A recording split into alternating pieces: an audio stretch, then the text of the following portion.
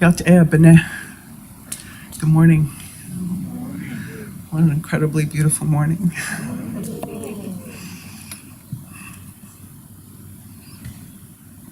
I feel very honored to be witnessed by this land, to be received by this land, to be received by all this amazing holy water all around. I come from the high desert, so I'm like, I say we have lots of trees, but we can't afford leaves, so.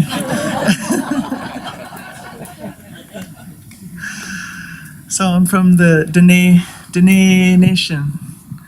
People know us as Navajo, but like with so many people, we never called ourselves that. We have a name for ourselves, and it's Dine.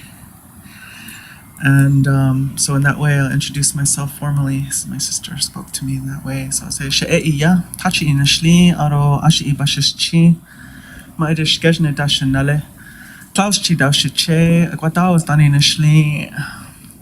So in that way, I'm telling you about my clans. We get our clans from our mothers. The ologists call us matrilineal, but it's way beyond that word. And so I'm describing my mother's clan, my father's clan, my father's mother's clan, my mother's father's clan, And so sometimes I say that's my spiritual GPS, because those are actually referring to places on this Mother Earth. And I was also adopted into the Lakota spiritual way of life, and they saved my life. So always be grateful. And I was given the name Wayakpa Najinwi, and one English translation is "Woman Stand Shining." So I'm trying to decide. So I was given tobacco and a request to, and I think I'll start with that because the rest of what I have to say is a little different tone. So yesterday I was having this fantasy about doing this little rap poem while Winona was here, and because I made it, she knows my daughter. They do work together from time to time. I think they see a reflection of each other a little bit, and what they know that spirit will help them take on. That's how I see them, as being very similar, and they're pretty fearless. And so anyway, I was telling Winona that my daughter, part of her medicine, her name is She Who Carries the Wind, so she carries that word. And she does spoken word poetry, music, etc. She plays at a lot of festivals. Her name is Lila June Johnston. And so when she was small and she was just starting to do some poetry in school, I was already doing poetry in my community. And so I thought, I'm gonna make a rap poem for her. And I was working at that time on behalf of the water in my home, the Rio Grande. We were trying to prove that this molybdenum mine had been poisoning what was called the Red River, and now it's starting to run like this light blue, and they were arguing that it was natural causes. So anyway, when my director saw me doing this poetry for community, he said, I think you should give that as your testimony for one of the mining and mineral and environmental department hearings for permitting, because that's our way, right? We block them at their permits. We try to use that, as Winona said yesterday, we try to use their system to propose, right action, but it doesn't always happen that way through their system. But anyway, so that was our process. So anyway, here's the poem that I wrote for my daughter, and the name of the mining company was called Molycorp. Molycorp, hey Molycorp, what on earth are you fighting for? Is it Unical? Is that your pal? Well, can't you see? They think they're free of every responsibility. Now from here to over there, they just don't care. Mountains, water, people too, they don't worry about me and you. The bottom line, that's what's on their mind. Gotta grab it, try to nab it each and every dime. And when they're through with me, through with you, what's left behind down inside that mine? Well, up above it, it down below it on the sides. Now don't you know it, it's not real good what's in the neighborhood. Water running cloudy blue, no fish to eat, you know it's true. And when you try to let that water in to the place where your grandma's crops have been, oh man, no, don't you even do it. Not if you intend to try to chew it. And what about, what about those 50 head cattle running round, not quite dead? Did they try to drink from the river? Or is it just the grass that makes them quiver? Well, all that stuff might seem kind of small when we really stop and think about it all. We don't even know how far it really goes. 10 years from now, you might have so many doctor bills you'd like to just drown. And what about the kids? Let's stop and think. What we gonna leave behind for them to drink? Do you think that they will understand if we never even stop to lift a hand to stop this machine that's tearing up the land? Yeah, the one that puts the paycheck into your hand. Now, where is the harm? Why sound the alarm? Animals, minerals, children too, when they look back on us, they'll see it's true. We love this place that we call home, and there ain't no reason they're gonna have to roam.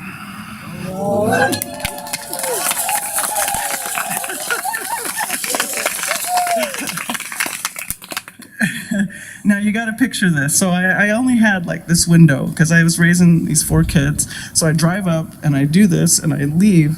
And as I'm leaving, I hear this clackety, clackety, clackety on the cement behind me. I turn around. There's a woman in a woman's business suit, high heels, etc. And she's crying. And I'm thinking, oh my gosh, who is this? She was the head of New Mexico Mining and Minerals. And so sometimes the way is the poetry, right?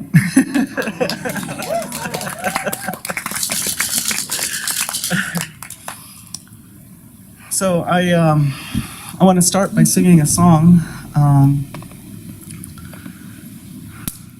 Ask permission of this grandma, grandpa fireplace, this land. Ask permission. Yeah. This is a grandmother calling song that was given to me. Because I know a lot of songs, but I was concerned about, because I speak in a lot of different places, hotels, you never know where. And I wanted to have a song because the song tells me how to begin. But I didn't want to use our sacred songs. So I asked for a song that I could use. Now this turns out to be a very sacred song, but it's a song that was given to me to use for those purposes. Now in this situation, we could sing sacred songs, but I'm still going to open with this one because it's a grandmother calling song. And the way that I understand it is we invite the grandmothers to come in from the 4 directions, and they make it beautiful.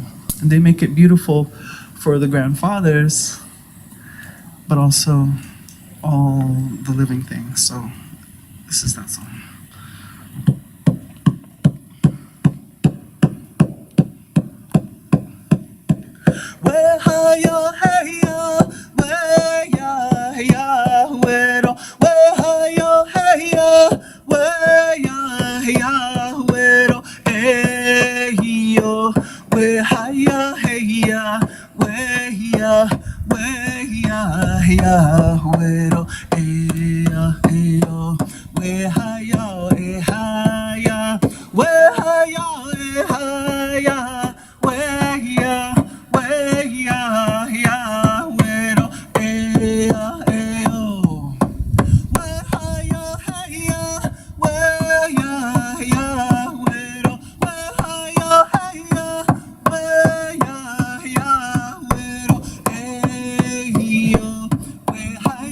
Hey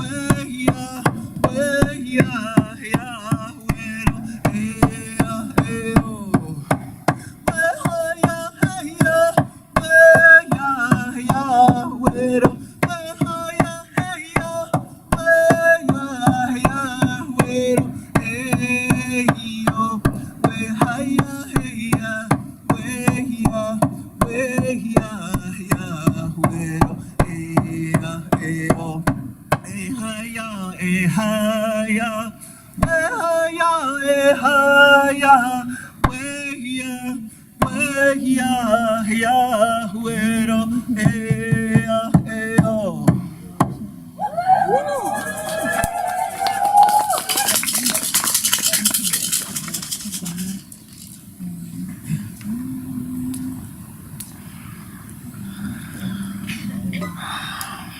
I want to say thank you to our Moon Lodge sister over here.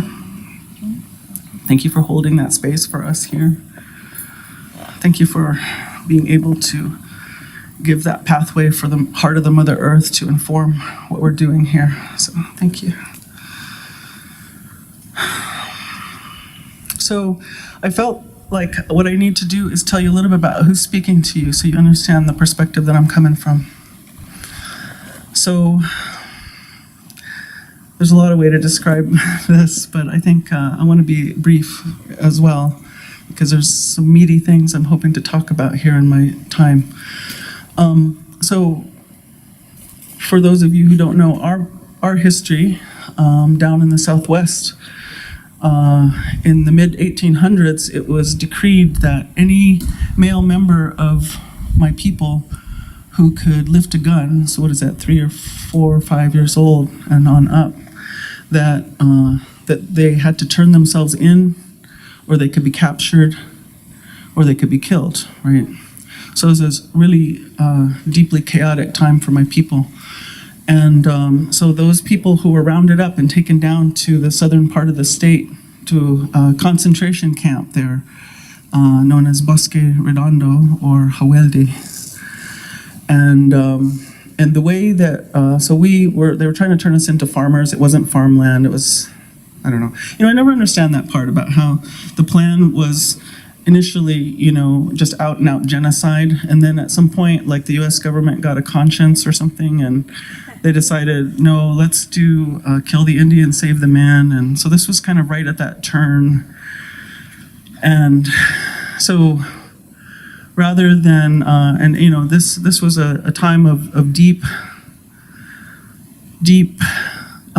we had to dig deep to make it through that time because they didn't even give us any shelter. So our people were digging holes in the ground and we're putting our woven blankets over the top of the holes to survive, So this was tough stuff. And it speaks very highly of my people, the fact that I'm standing here dressed all fine here today, right? So I thank them. And so in order to be let out of this concentration camp, we signed a treaty.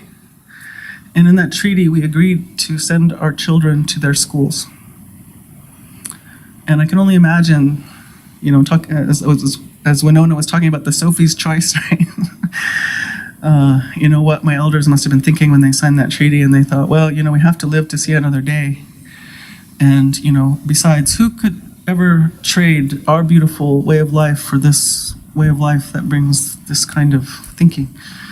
So, they must have been thinking something like that. I put myself in their shoes sometimes. Anyway, so as a result of that, the United States government and primarily the Catholic Church, but also the Dutch Christian Reformed Church, took on this task of taking our children into their school system. And it's funny, only about a year ago it occurred to me, these are the same, the Dutch Christian Reformed Church, this is the same people that started apartheid in South Africa. I was like, whoa, yeah, no wonder that was so intense for us. So my grandparents were taken in as some of the first students at this particular residential boarding school. And they were not allowed, of course, to speak our language or practice our culture in any way, shape, or form.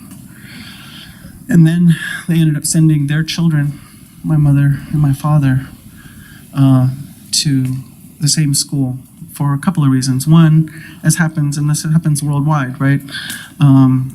They became fearful of hell, but also the United States government here they had broken down our system of way of life, our economy. What a word that is.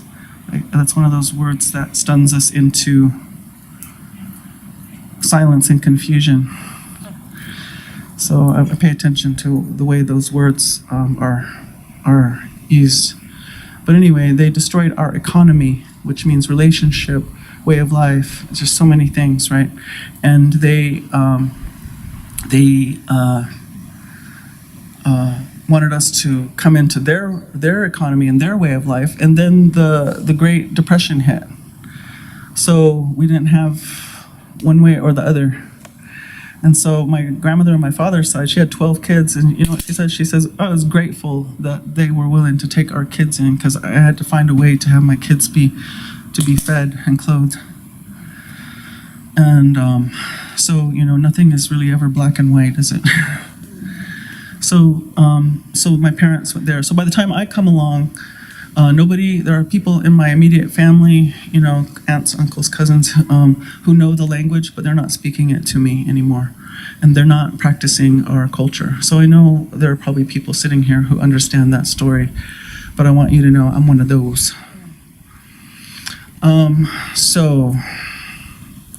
Now I had a couple of experiences. My grandmother taught me, one, great tolerance for other people and their beliefs. Because even though she was a very devout Christian woman, you know, I lived with her till I was 9. We shared a bed from 4 months old till 9, even though she lived in our house with my mom and dad, but she was raising me. And what I know is everywhere I went with her, Native people, white people, anybody that met her, they would come up and just shake her hand with tears in their eyes. That's what I remember about the woman who raised me, you know, because she had that kind of heart. And I witnessed that heart here yesterday with Josephine, you know. And it really reminded me of my grandma. And so, you know, she was that kind of person. And we used to go visit her. So when the missionaries came, she was the only one home, so they only took her. So she had siblings who were not raised in the residential boarding school. They remained traditional. So occasionally we would go and visit one of her sisters, her traditional sisters. And you know, they just loved each other, and they didn't let their belief systems get in the way of this love. They cried when they saw each other, you know. And I always remember that about her. But what happened for me in that situation was pretty difficult, because as happened with many of the residential boarding school situations, when these kids came home for their small amount of time that they used to get to come home, they became so foreign to their own people that it was really uncomfortable for everybody, painful. And so even though I wasn't part of the residential boarding school system, when I came to visit my traditional relatives, I didn't know that you're supposed to move sunwise. I didn't know that you're supposed to greet this fire. I didn't know anything. And so I was so foreign to them. I was like a Martian to them. And so what ended up happening from the time I was very small is they used to say to me, you just sit in the corner with your thermos of milk and pack of crackers and just leave us be. And maybe they thought I was too little to notice what was happening, but I wasn't. It was very clear to me that I didn't belong to them. Now, unfortunately, I thought that this was how all my people felt about me, that everywhere I went, and in fact, I thought that that's how all Native people felt about me. And so from the time I was pretty small, I decided, you know, I don't want nothing to do with no Indian people, because that cut is so deep, to be rejected by your own Native people.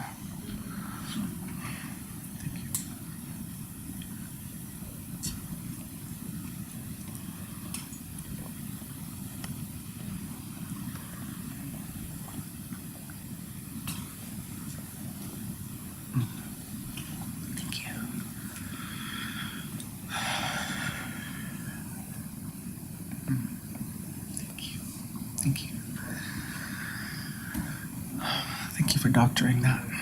It's still coming out. And so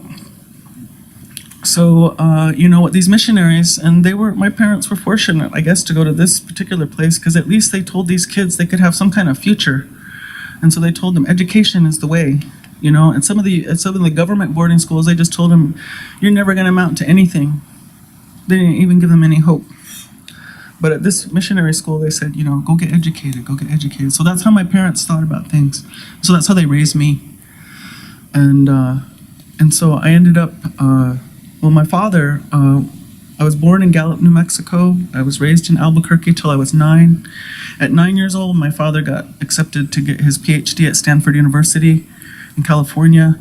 And so we all moved as a family. So I lived on the Stanford University campus for some very formative years in my life, from 4 to 13.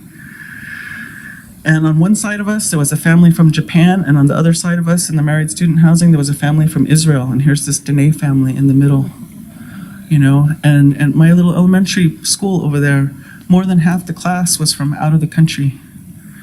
And so after school, we'd all get together and play in this little married student housing complex. And so we'd go into one person's house, and it was like all about Sweden.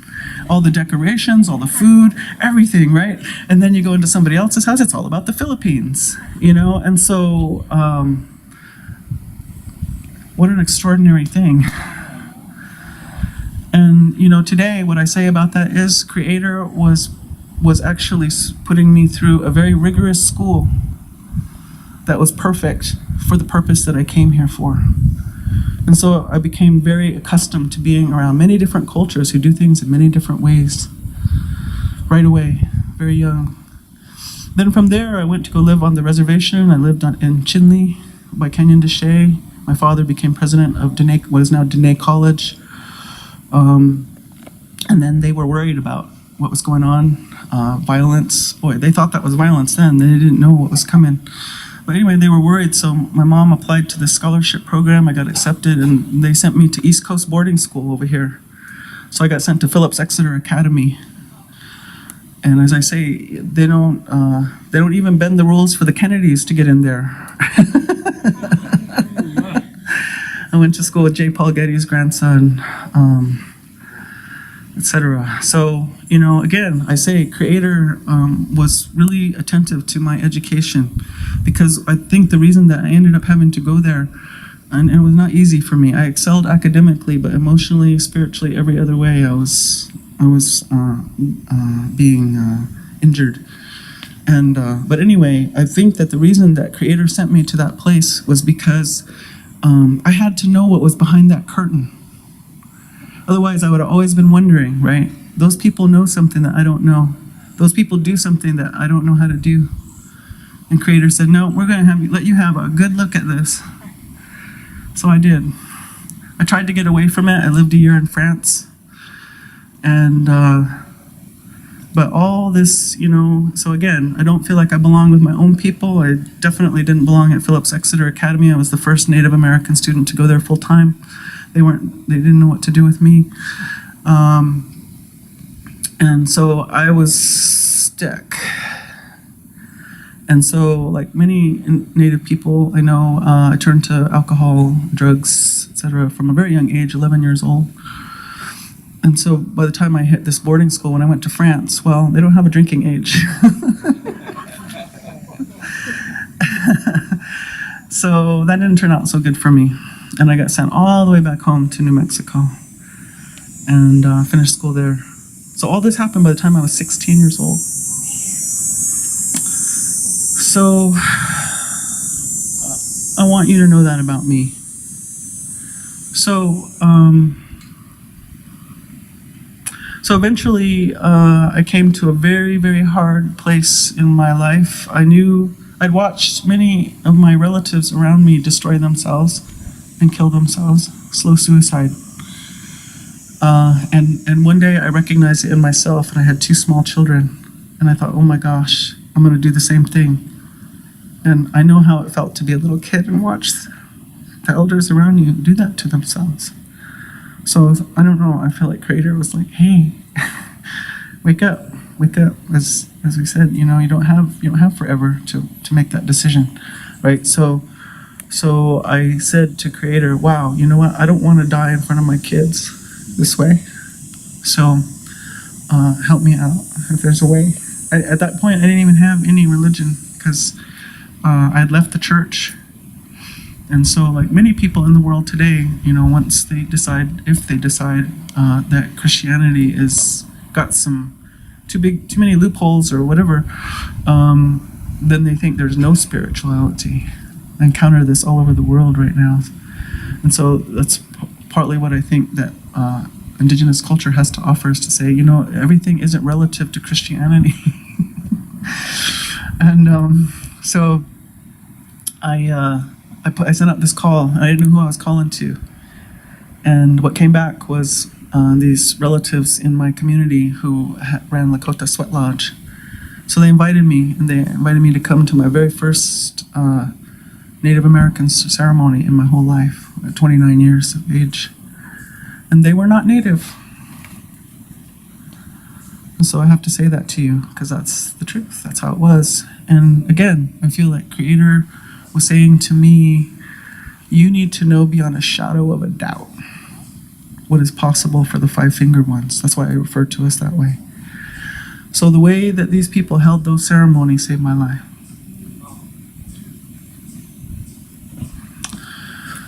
So now you got the backstory. So my topic, I was cringing. I don't think I picked that topic. I can't imagine I would have, but I'm going to step up to the plate here and say what I can say about it. It's living with the natural order of things and global healing. Right. So I'm going to explain to you how that has been for me. So the Lakota way of prayer is, I would say that we're a visioning culture. We're crying out for vision, and we're encountering vision. And so as soon as I started going into these lodges, I started having visions. And it was a funny thing, you know. So I stayed with that one lodge for a couple of years, and then I started branching out to other lodges, began to lodge with other Native people. And, you know, so I learned how to be around other Native people to some degree. But, you know, as one of my Sundance chiefs said, you know, hurt people hurt people. And because I have that early childhood wound, sometimes I struggle with that a little bit. I struggle with that way that hurt people in Indigenous communities. But I'm working through it. And so what so I started talking about these visions I had, and because we're singing about them, all the songs are about them, and people are like, "Oh yeah, right, you had a vision," and and I was like, "Okay, now I'm really confused." So I stopped talking about it. Don't talk about that. But it didn't mean I didn't stop doing it. And so basically I'm a woman who's led by her vision. And so I'm going to address, I have two, I think, I don't know if the agenda changed, but I thought I had 2 spaces to speak today. Okay, so that's a lot of space, and I'm really humbled and honored that you would give me that time. So I'm going to address women first. That's how I'm going to take care of those 2 things. So the women, so that's why I appreciate this woman who's in this moon lodge. We also call it dream lodge. That's how I was taught. And I was told that anytime a human being spills blood, then you're close to the spirit world. And thereby, those dreams, those visions, they come. There's a ready-made pathway for them to come to the women every month. And I say, you know, that our biology. Well, let me back up. So in what I was taught in that Lakota way is that there's this sacred hoop of life. Every member of life, that one that just made that, the loons, crocodiles, platypus, everybody gets to have a spot on that sacred hoop of life, right? And everything has a perfect design to support the whole of thriving life for all. And so what I would propose is that even the 5-fingered ones, that we were given a spot on that sacred hoop of life, and we have a perfect design to uphold thriving life as well. I think the world is in doubt about that right now. We got low self-esteem as a species. And so, but I'm gonna say, no way, you know, it can't be that we got put here and we weren't also gifted that. So I'm going with that premise. And So what I say is our biology still tells us a lot about this perfect design. And so for me, the fact that women all start cycling at the same time when they live together, well, I'm gonna have to say that's a clue. That's a clue for us, isn't it? Because we haven't been going in the wrong direction so long that our biology is devolved to that death way of life. It's still trying its best to lead us to thriving life way. So I will say that the elders that especially that first Kyoshipie that I prayed with, they held the women in a very beautiful way. And for 2.5 years, I lived in blissful ignorance about how controversial that is for many people. And I got to spend time in there and dream and receive understanding and vision. And so I really give I have a lot of gratitude for the fact that I was shown that my biology gives me a spiritual capacity. Now the world today is pretty confused in many ways, and I don't mean to dishonor anybody here, but it's hard for me to hear. Gender is a cultural construct. Gender is a human construct. It doesn't really exist. Many people are saying that everywhere I go, and I'm like, from indigenous perspective, I'm gonna have to disagree with that. So I say there are people who menstruate and people who don't menstruate. There are people who provide that sacred seed and people who don't. And that doesn't mean that, so that's not saying anything about, in indigenous cultures, in general, worldwide, we hold a spectrum of gender. It's not binary, but there's special circumstances. But I wonder, part of me wonders, I do know that there are people who are born in that way, and indigenous people have acknowledged those people always. But I also feel like in modern world, part of what I feel like might be happening as well is that because I say we live in a power over paradigm where you have to have power over another one in order to have what you need. And so in that power over paradigm, the genders have different amounts of power, right? And so hello? Oh, there we go. So that's for real, right? I mean, it matters who has the power in the power over paradigm. Because if you don't have any power in that paradigm, sometimes you can end up in a position where your people have been dispossessed of your land, and all you have is 7-Eleven to try to feed your kids. I got to hear Don Juan Cibron in Veracruz talk about that. He said, when we got dispossessed of our land and we couldn't grow our own foods, we began to deteriorate physically, of course, mentally, emotionally, and then he said it. He said, but the most difficult part is how we are deteriorating spiritually, solely by the food that we have available to us. And that reminded me of sitting in ceremony with some of my Dine elders. And they always used to say, we're just junior elders. And, and they were like blowing my mind, right? And I was like, no way, you're the junior elders? And they said, we can't even touch what our elders used to be able to do.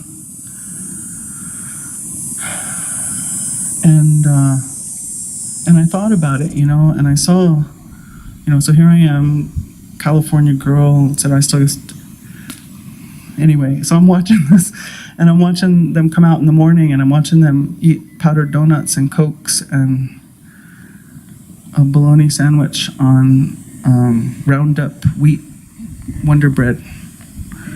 And I'm thinking, there might be a connection there between what our abilities are and our diet. That's what this elder said from another part of the world, and he knew it clear as day. So those things are important, right? So I kind of lost my thread there, so I'm gonna just hop in somewhere else. because what I really want to talk about is this.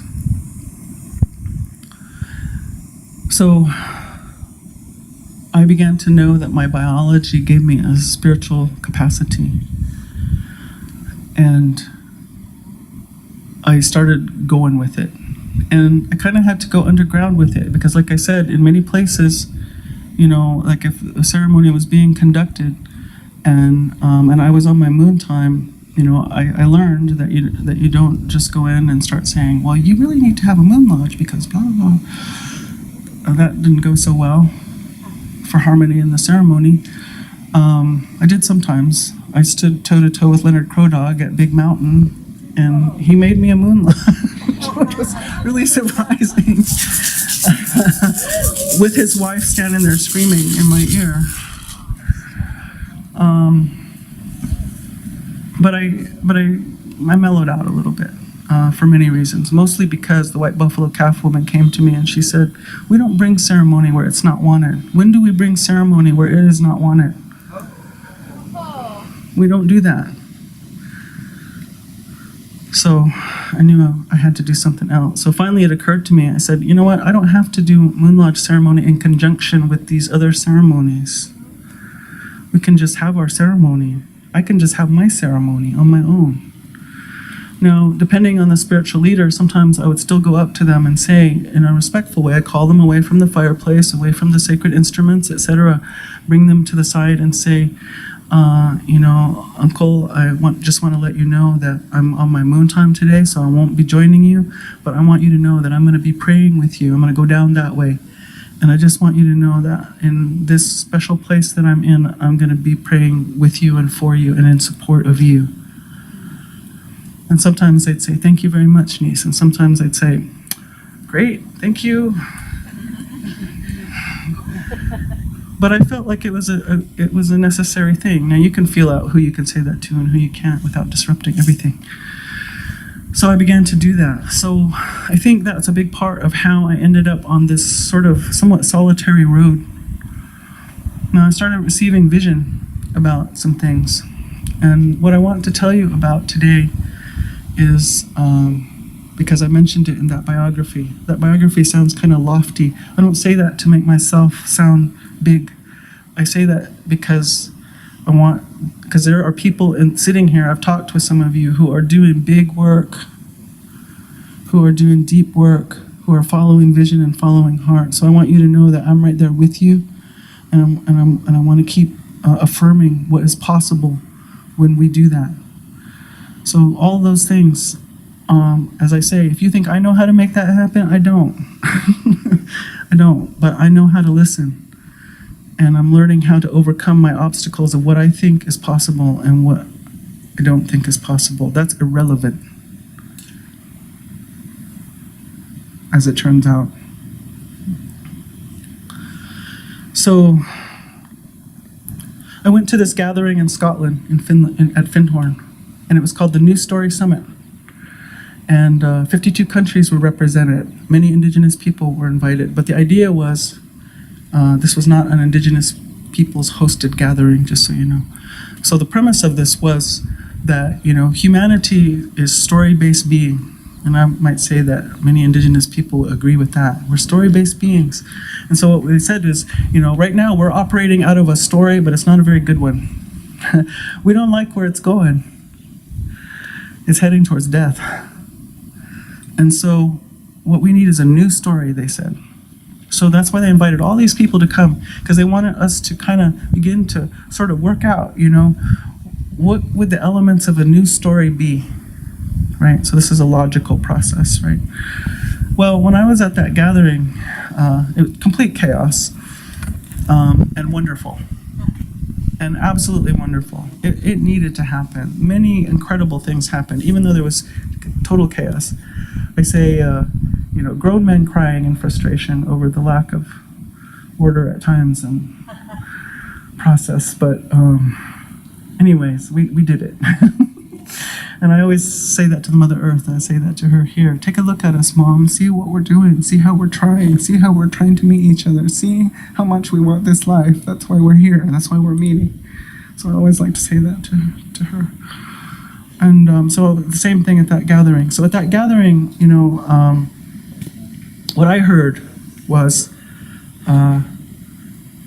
rather than try to create a new story from this point forward, what would be better, and to be honest, I don't know exactly what they mean, in what way better, but it would be better to go back and retell the old story. And if you go back and retell the old story, you'll automatically change the trajectory into the future. Right? So that's what my response was like, that makes sense in my body, but I don't know what you mean. And so, I had something happen to me before. Most of my spirit helpers are quite benevolent, kind, because I guess they know I need that. But there is a couple of them in there that every now and then just are like, dang it. And these first ones came one time and they said to me, they were just frustrated, and they said, your understanding of cause and effect is rudimentary. Rudimentary. I like that choice of word. And I said, all right, I believe you. I feel it. So I say, all right, I present myself to you. What can I, as a pitiful human being, come to understand about a different kind of cause and effect? I am willing to learn. Well, little did I know. So they took me up on it. But the first thing they said right away is, if all times are happening at the same time, what is possible? If all times are happening at the same time, what is possible? So it's like, again, feel it in my body, but what could this mean? How would I act on this, So I didn't have to wait too long. After I go to this gathering, and they present this other riddle about time to me again, change the old story, change the trajectory into the future. And then what happened was I started having these visions.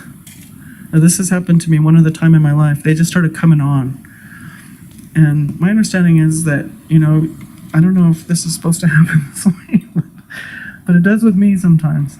And they began to start taking over like my waking hours. Like I started losing track of this reality. Like they would just come on me in the grocery store. They would just come on, that kind of way, right? And these visions were pretty difficult. They were I was seeing what took place during the witch hunts in Europe.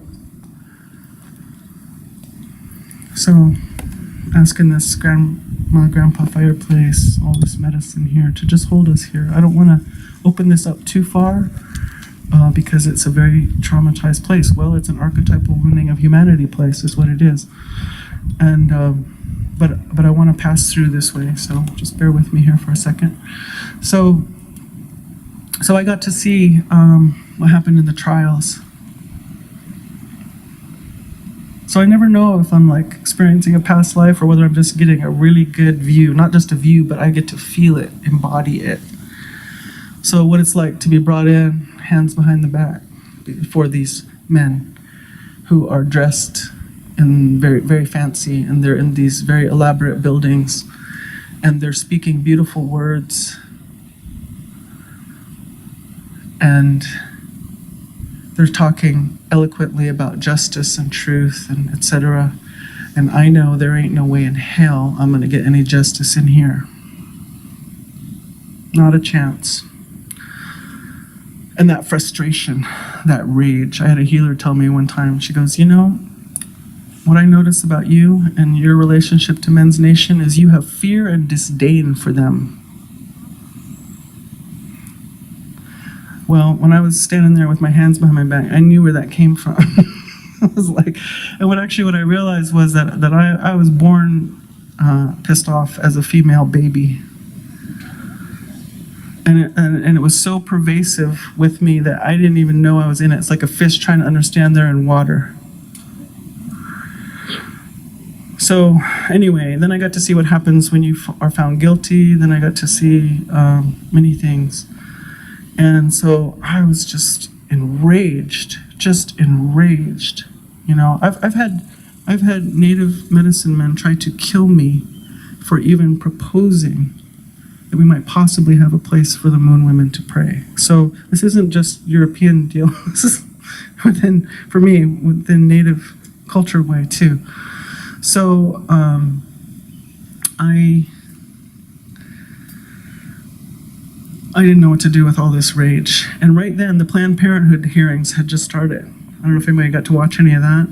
Oh my gosh, it was it. That was it. It was the exact same thing. All these congressmen or whoever they were just battering that executive director of Planned Parenthood, just going at her. She didn't get a chance to speak, just ridiculing her, mocking her. I just couldn't believe it. So I'm walking around the world with these terrible, terrible goggles on, and I'm realizing we're still burning the women at the stake. And the women are burning the women at the stake. And the women are burning themselves at the stake.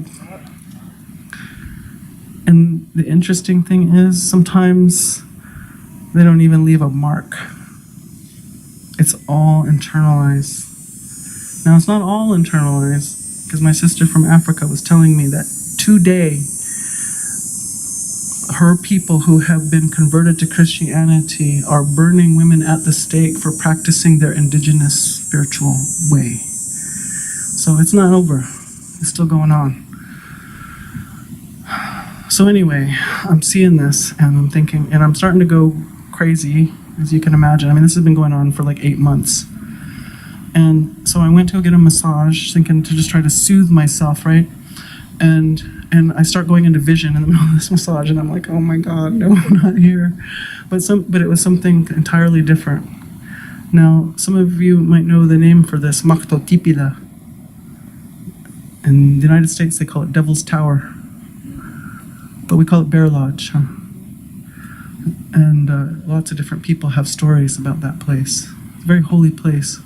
So this elder, I mean, like, she had shrunk and she was wrinkled, and first thing she said to me is, what are you looking at? The spirit came out from under this stone while I was in this massage. She says, what are you looking at? She goes, you looking at me because I'm an old Indian woman, aren't you? She goes, well, you're gonna look just like me.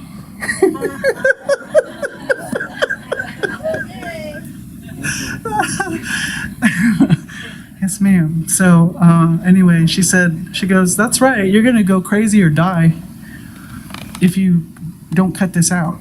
You know, she's like, and I said, okay, I believe you. What do I do? She goes, so I'm gonna tell you what you do. She said, you go back in your lineage, back. And you come until you get to the place where the people aren't just talking about it, they're not just referring to it, they're not just thinking about it, they're not just wondering about it, but they are living the truth of who the woman is to creation and who creation is to the woman. And when you get to that place, stop. So she said, go back in your lineage like you're holding onto a rope, and go back into that place. And when you get there, stay there. She goes, so you're gonna have to be disciplined. Every time these visions start grabbing hold of you and sliding you off, you put all that meditation and stuff you've been working on to use, and you decide what you're going to think, and you bring yourself to that place. And if you keep doing that, you're going to come out of this. She said, your ancestry has the power to heal you from this.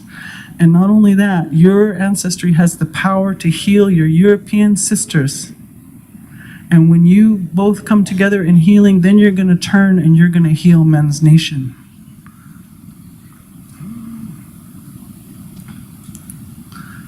She said, and indigenous women from all parts of the earth also have this ability. She said, and that's what needs to happen. So, well, obviously I'm standing here more or less sane. So she gave me wise counsel, and I survived that. And, you know, I had already been traveling to Europe a lot, so I can imagine that. I remember one time I got clobbered. I was walking through one of the plazas, and my hosts were saying, and here's where they used to burn the witches, and here's where, you know, let's go have an espresso. And I was like, so, you know, it could have happened that way. I don't know why, but anyway, it happened that way for me. So anyway, I'm remembering what this grandma said, and she said, you know, this is what needs to happen. And she was like giving me a directive, right? And I thought, well, okay, I get it. And yeah, so I get it. And she says, this is possible, you know? And so I'm thinking to myself, how am I going to do this? So she comes back to me after I'm more or less well. And she says, all right, I can see that you're going to make this very complicated. So let me simplify for you here. And she said, so all healing is the truth. And all disease is a lie. Some part of you is believing a lie, body, mind, heart, or spirit. She said, so what the healer does is the healer holds the truth within themselves very firmly. And that means they have to live in a certain way where they are presenting themselves. I was told you are responsible for placing yourself before the truth frequently. So the healer is committing to that and doing that, right? And so that when they go to do their healing work, what they are doing is they are presenting the truth to the person with the disease in a way that they can understand so clearly that they become able to repeat the truth to themselves on their own. And that allows them to walk in that freedom. She said, so the vibration of the lie is always going to come and vibrate at the vibration of truth, right? And when that happens, that's what we call healing. I was like, dang. No one ever said it to me like that before, right? Here's another cause and effect, right? And so she says, she goes, so that's what you're going to do. She acted like I already agreed to it. So that's what you're going to do. She says, you're going to gather indigenous women from all parts of the earth. And you're going to go to Europe. And together you're going to corroborate the truth of who the woman is to creation, who creation is to the woman. So all these women are going to tell whatever part is right, maybe of what we say to a young woman during her initiation, because that's also what we're saying to her, isn't it? This is who you are to creation. This is who creation is to you as a woman. So you're going to do this, and you're going to create a vibration that is so powerful that it's going to realign all of the deception, all of the ignorance, whatever, that occurred in the witch hunts.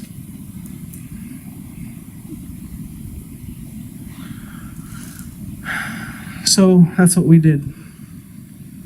Now, my first question is, who's going to pay for all this?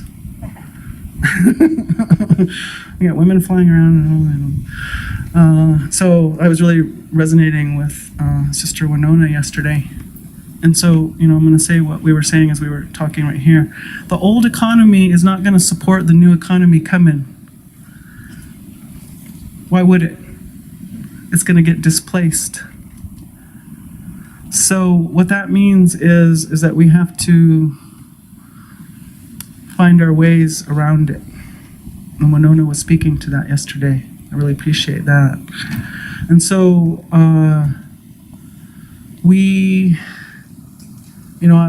so I'm still PTSD, like on and off.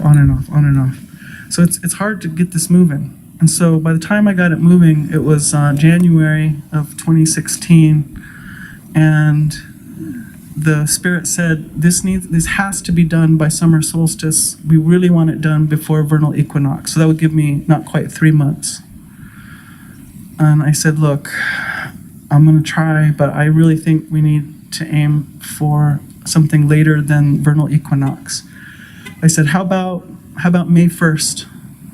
Because in Europe, that used to be one of their high holy days, the Beltane. And so we agreed, okay then, by May 1st, the first ceremony must take place. So it's on now. And so I had a meeting with this man who was writing a book, and one of the chapters was when he met me. And he was very respectful. He flew all the way to New Mexico, and he said, I'm sending it to you, I want you to read it, and then we're going to meet. I'm going to treat you to a meal, and then you can tell me what's wrong with it, if you want to. And so anyway, when he was leaving, he knew a little bit about what I've been going through. And I said, I've been asked to do this project and I'm going to need some funding. And I'm just wondering if you would be willing to hear me talk to you about this and ask you for money, right? And he says, absolutely. Yeah. Anytime, you just let me know. So then I'm like, oh my gosh. This was like the very first step I took, because that was my biggest obstacle in my mind, is how is it, are we going to pay for this? And then I thought, oh my gosh, he's not saying no. I might have to really do this. So I called up this friend of mine. I said, hey, I just talked to this guy, and he says he's open to it. I said, I think I'm going to ask him to put up a $10,000 matching grant and see if he'll go for it. And I never asked anybody for $10,000 before. And she said, yeah, I think you should. So we hung up. 2 days later, she called me back. She said, Pat, I don't know if you know this about me, but my husband's family has a family foundation. And we've decided that we want to put up the $10,000 matching grant. So we raised $32,000 in, I guess it was about 20 days. And I'm giving you the details of that because I know we got some visions going on in this place. And I think it's important for you to hear the nuts and bolts and how some of this can unfold sometimes, right? And so, and here I am. What am I talking about? I'm like, we can heal the witch hunts. You think that's an easy sell. And yet, so many people came on board right away. They're like, yes, let's do this. And then we had to find places in Europe to do these ceremonies. So the way it was told to me is, you ladies are going to tell these stories one after another. You just keep telling them. And it might take days, they said. And then maybe 3 days, they said. This is the Spirit saying to me. And then on that 4th day, you're going to all come together. And in cooperation, you're going to create a simple, let me repeat that, a simple ritual to ground this into the earth and into your body. She said 90% of that work will be done by the time you get done with that storytelling, but that last 10% will be creating of that ritual to ground it, right? So we knew what to do. So I already had contacts in England. I teach at Schumacher College in England. They hosted us. They hosted a healing for witch hunts at this very prestigious college. And then we also went to Spain. And, I think subconsciously I was really trying to avoid Spain for obvious reasons. The Inquisition, those guys were fierce about this, right? Like fierce. And so when I had met this guy at a dinner party, and I caught, and he told me he was from Spain. His family was in Sevilla, Spain, and so I called him, and I just kind of half-heartedly put it out there to him. And right away, his sisters called me, and I remember when they agreed, I was standing out in front of the house talking, and they were like, okay, because I told them, you're going to need to pick us up from the airport. I'm going to ask you to provide a meal for the whole gathering. You can make this as big or as small as you want to, as much as you want to take on. If you don't want to take on a lot, then don't make it big. If you got the resources and the community and the collaboration to make it big, then go for it, but it's not about the numbers. And so, provide one meal, lunchtime meal for the whole group. And then for us ladies who are traveling, and I had my fire keeper and my son coming too, you'll need to provide breakfast and dinner. And they were like, no problem, we got this. And so, so in Spain, when I hung up the phone after they agreed, I just sat on the ground and started wailing.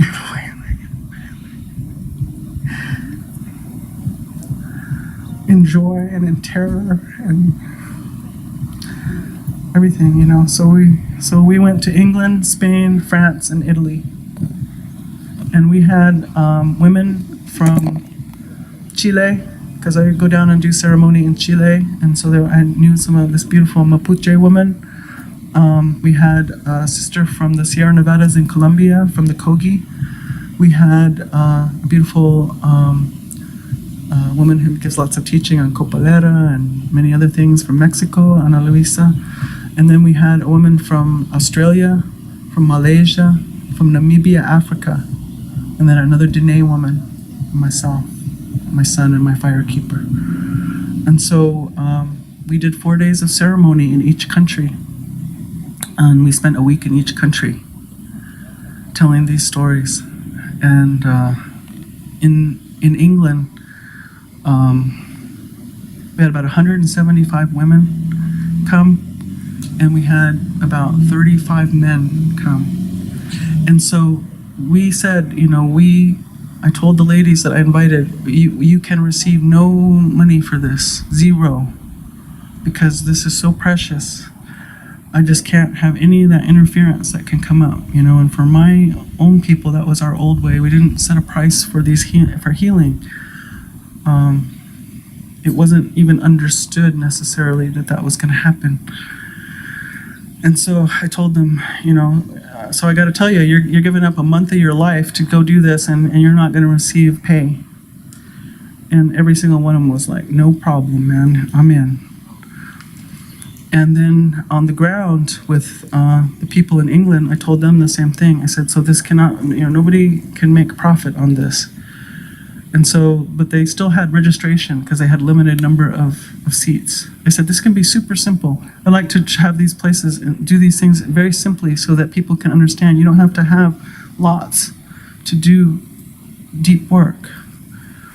So they opened up at the stone circle, and the men, all the registration places filled, and the men said, you know what, we would love to be there. Know that we really want to be there for this, but we don't want to take any places away from our sisters because it's for them. So we're going to give up all of our seats, and with your permission, we're going to stay on the outside, and we're going to protect you, and we're going to keep a fire for you.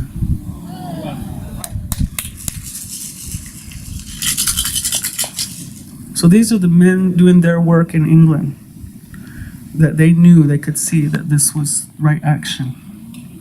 So it's happening. It's happening. And so they did that all 4 days. So I'm not going to tell you about all the things that happened. Many, many things happened.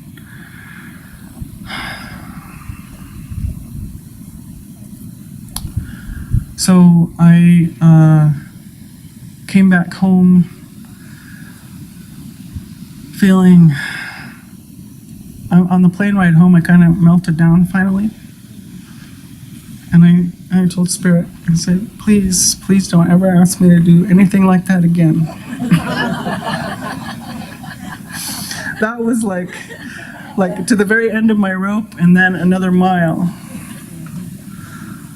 And at the same time, in the next breath, I'm saying, Spirit, I don't know how I'm going to live if you never ask me to do something like that again. Now that I have felt this, to be with you, to work with you in this way, to work with this Mother Earth, to work with the grandmothers, how am I going to live after that? So that's the danger of the vision, right? So, sure enough, here comes Spirit again. Well, you did pretty good on that one. And so now we'd like you to work on a second archetypal wounding of humanity.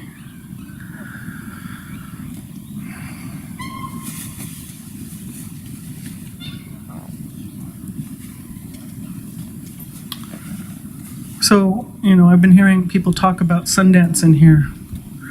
And so what I want to say is, what I realize is the, I don't want to offend anybody, but the genius of these ceremonies, right? I come from the academic perspective, so sometimes I use words like that. The genius of the Sweat Lodge, the genius, and is this our genius? I don't think so. But we have a part in being able to receive and enact these things. This is the Mother Earth, this is the Spirit, these are the holy people all around working with us, through us. And so what I realize is in that Sundance, we propose to do something that is not humanly possible by willpower alone. You can't muscle your way through that one. So really what we do, one of the things we do, so many things happen there, but one of the things that we do is we intentionally put ourselves in that position to come to the end of our own resource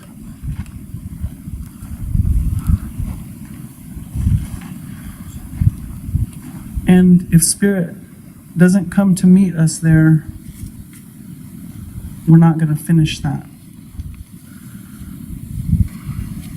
But when that Spirit comes to meet us in that place, we fall against that mystery door, and sometimes that mystery door swings open. And then we get to encounter the true nature of reality.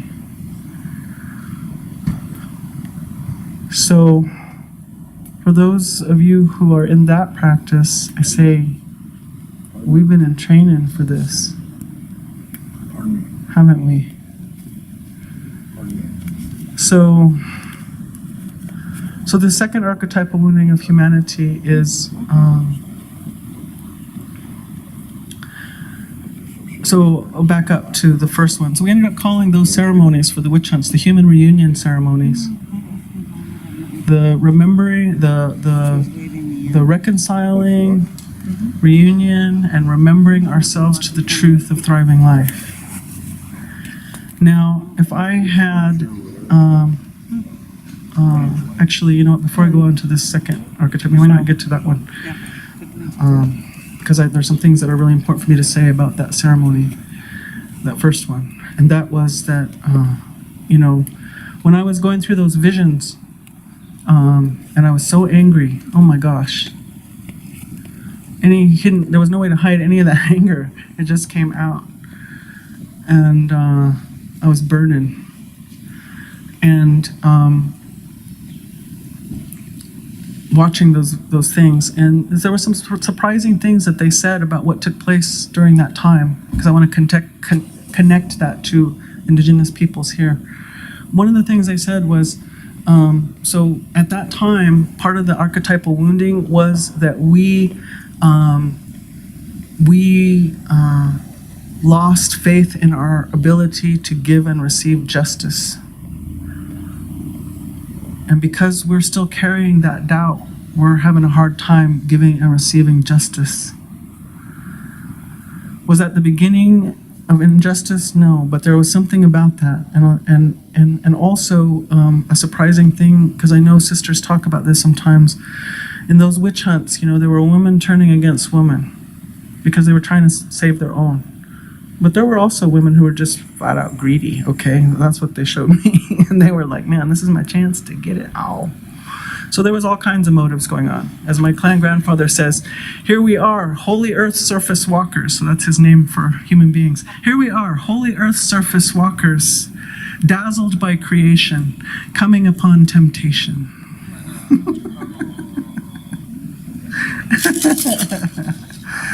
So there we are, right? So anyway, but what I never knew was, and I got to witness this, that what I saw was that what really hurt me, there was those tortures were made to imprint on our souls. They used to make the children watch so that they would know forever who they were and who they were not. So if you're wondering why you go to take that step and you end up taking it back, that might be in there. Why would it be in there in a Dine woman? I do not know, but I recognized it. So,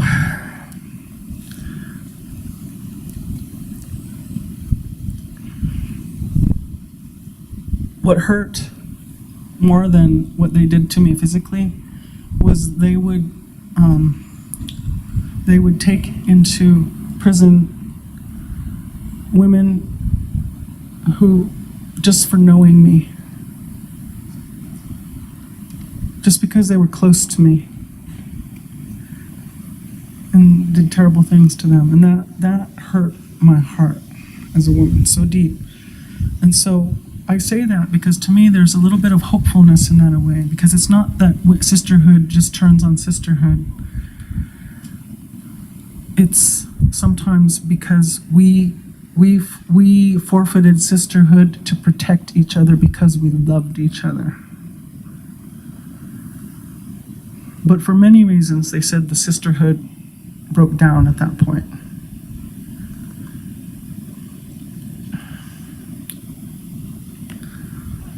There was a woman who came into my lodge a long time ago, I'll never forget. And she said, and I never saw her again. She came in, but the thing she said that stuck with me forever is, she said, when we create the unshakable sisterhood, we will have healing on this Mother Earth.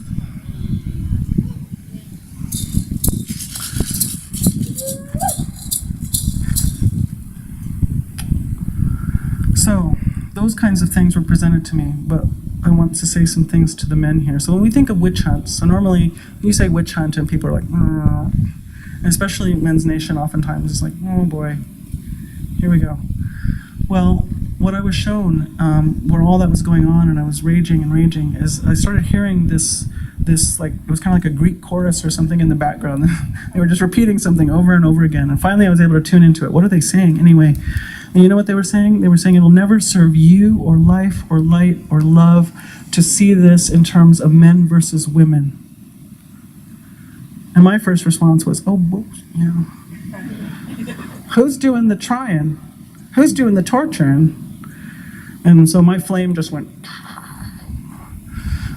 for a little while. And then I came back to saying, you know what? That voice that said that to you, that voice never lies to you. It never lies to you. So you need to calm down, girl, and get your humility going. And they're trying to show you something. What are they trying to show you? And so what they showed me, the first place that I could open to was there were men who were desperate to protect their women. Of course they were. These were their sisters, their mothers, their friends, their grandmothers, their daughters. Of course they were. And then, you know, so we might agree that some of the core characteristic of the sacred masculine is that they are protectors of life. They protect the life bringer and the children and the elders. And they are willing to make that the ultimate sacrifice, we say sometimes. So they're protectors. They're providers also. Because when I'm in that state over here, like these women are, and I'm dreaming for the people, I got no linear, nothing going on up here. And I'm not very capable, and I flat out honestly need a protector. When I'm pregnant, I need a protector. Now I'm going through the life change in which they're telling me, you are in labor again. This time you're going to birth yourself as the fruitful woman. I need a protector when I'm going through that. So if that's the key characteristic of sacred masculine, then at that time we can say that those men were violating sacred masculine. But here's what we might not see immediately, I certainly didn't, is when a man cannot enact those sacred principles of the masculine, they get wounded. And we know that in Indigenous community. There was no way for our men to stop that onslaught that came, not entirely. We did everything we could, but there were defeats. And in African American community, they're studying this also. What happens to their men when they couldn't stop that slavery? And so a couple scenarios that play out for the men in that situation was oftentimes they might become a perpetrator of violence themselves. But the other thing that might happen, and I keep trying to find another word for this, but I'm going to use it here, is they become impotent. Not necessarily sexually, but in terms of their ability to drive forward the visions. I call them sometimes the sacred architects of the visions of the women. But to have that linear, to move things forward, to take that action, right? So they can lose that ability. And that's why people say sometimes, you know, those African American men, they're just lazy. All they do is lay around. And they say the same sometimes about our men. Well, it destroys a man when they can't uphold that pact with life. And I didn't know that. Now here's where we begin to connect to Indigenous people, not just here, but worldwide. So this was Indigenous Europe that was being destroyed. the way of the circle in which the women had a role, powerful role, that was being destroyed and remade into the pyramid, in which all the fruits of the labor all travel up to the top, right? That's what we're seeing. The 1%. So that was being remade. And they had hundreds of years to work on this. We don't, if you try to get into the numbers, it's very fuzzy. But anywhere from, I'd say, 200 to 400 or so years that this particular kind of campaign was going on in Europe. And so you know what that means? That means that those indigenous people of Europe fought. They knew what was up. And in that way, we are connected. Because we are fighting here. We are fighting that right now. Here. But they were fighting that battle. So I had this funny feeling come over me, and I was able to say it in Europe, and I was able to say, you know what? Every blow that you took might have been one less that we had to take. And so for that, I give thanks. Thank you for your fight, because they have not done away with us. And we are here to uphold that law, that sacred truth. So I feel gratitude that way. The other thing that occurred to me is that one other time I got just swept up in some current of vision. And I saw for the first time in this vision, I was in Canyon de Chelly, and I was collecting corn pollen off the top of the corn plants. And I got this feeling, and I stopped. And probably about a minute later, here come the soldiers. And in this vision, it was the first time I ever saw non-native people. And I was stunned, and I watched them murder my family around me. And again, I was shown this vision over and over and over. And I had to know what happened to our people. I couldn't make the decision to work for peace without really knowing the heartbreak of what happened. I couldn't really be trusted to say, yes, I'm going to work for peace, if I didn't really know that.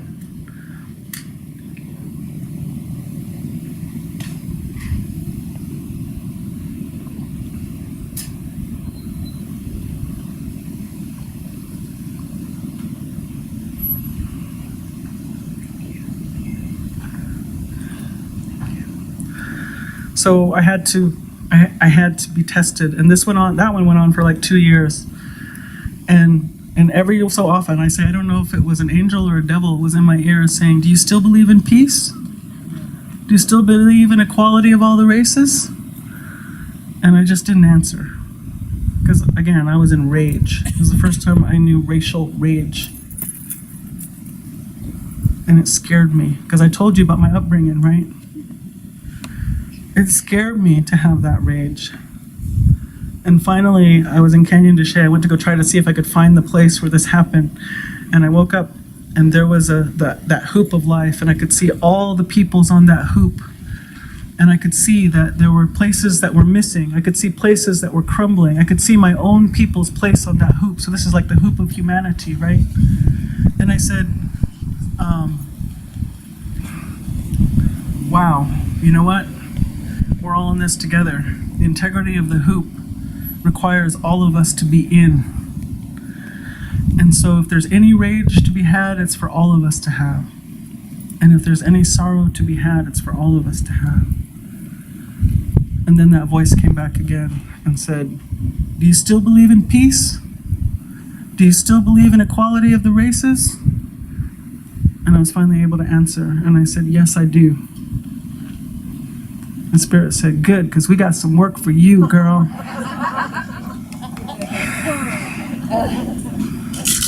So I'm going to wrap up here. I'm sure I'm way over time. So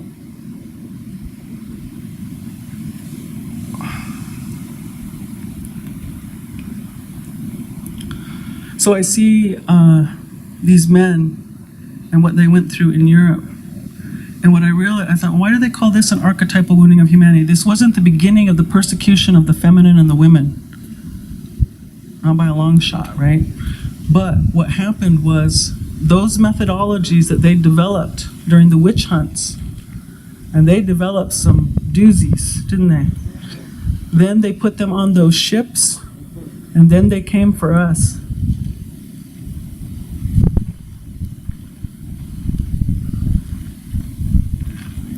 And so in that vision, when I saw those soldiers ride down, the thing that freaked me out the most was the look in those guys' eyes. They were blank.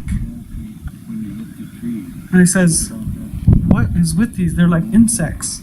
Like, they don't even know us. I never even met them before, and they can do this, you know? And I just never forgot that feeling of how blank they were. And then when this happened, I realized these were the sons and grandsons of the men who could not protect their women in Europe. And they sent them out on the ships to encounter indigenous peoples on every part of the earth. And this hit the whole Mother Earth almost all at the same time. In a very short period of time, this happened, right?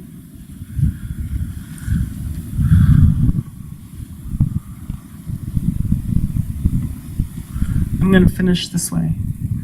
I had a chance to spend about 5 days with some of the Kogi elders from the Sierra Nevadas in Colombia. They came to the Four Corners area. And you know, they said, so they call themselves the heart of the world.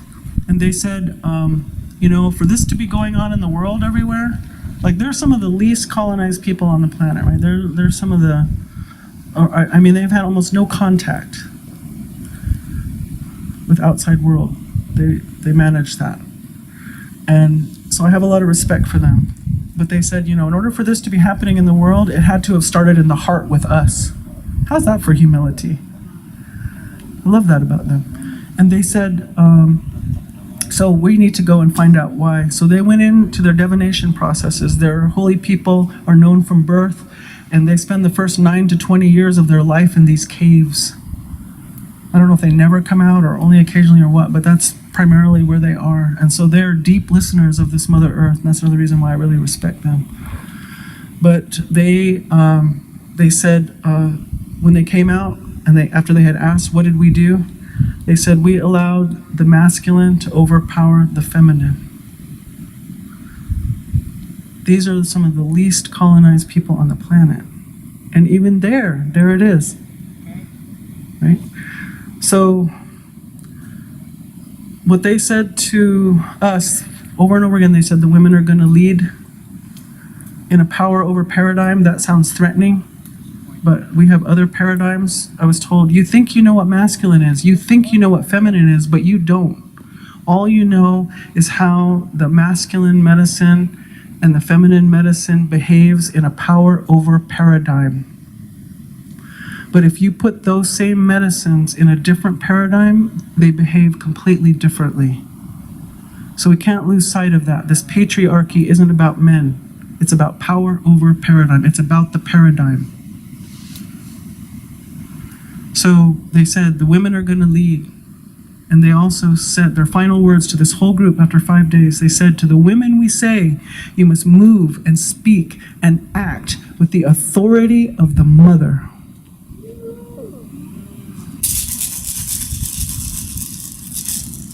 A mother. So this is what I call myself. I call myself Holy Earth Surface Walker, Life Bringer, Life Bearer. And in every circumstance, I have the authority to speak on behalf of life. I have the authority to ask, as we are making decisions, as we are making community, are we placing life at the center?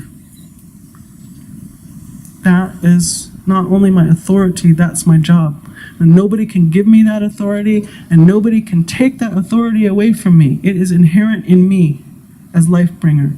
But I can leave it unattended on the table. And I intend not to do that. So, my relatives, I just say thank you so much for allowing me this opportunity to share this work. I feel so kindred to Winona, right? She says, sometimes you can't go with their system. Sometimes you just got to do it. And so for me right now, my loyalty is to life, period. My loyalty is to life. I say we are a traumatized species, and it's multi-generational. I cannot always look around me to the other humans to see what they're doing, because they're still working out trauma. I'm still working out trauma. But I can be this vehicle to listen to spirit. And I believe the women, it's not to say that men can't do that, but I believe women are biologically designed to receive that medicine on behalf of the community. So that's what I intend to do. And I just really pray for this nation. I pray for this movement of the women in water. I pray for the courage to come to the end of our own knowing and resource and surrender and open. To not crumble in fear or go hide, but to open and say, okay, Spirit, I'm done. Now you. And to see what is possible then. So, itakuye bayasan. Hojarna hasli, hojarna hasli, hojarna hasli, hojarna hasli.